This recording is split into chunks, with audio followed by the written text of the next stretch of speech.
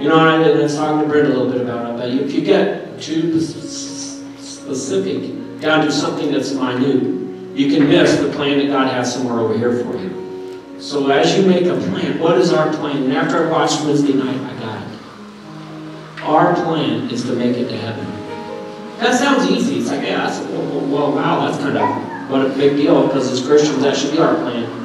But when you see and you understand the fight, the battle, the warring, the trust, then you understand that we have got to, church, make heaven our home. And I think about part of that is the Great Commission. When Christ left, he said, go and make disciples of all men in all nations.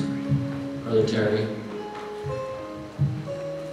So, we not only ourselves to make it, but we've got to make sure that we make disciples. And again, I want to emphasize, it's all of us together.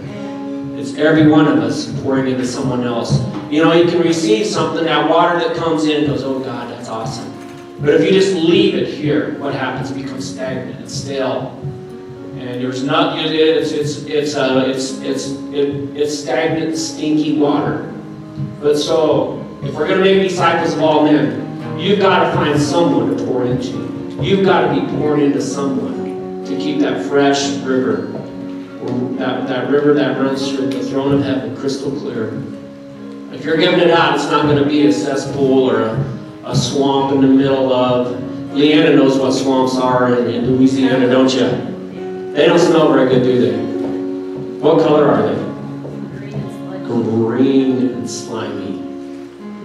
So we don't want to be like that, church. And it's so easy to get complacent. We've all done it. But we can't be complacent. A church on fire.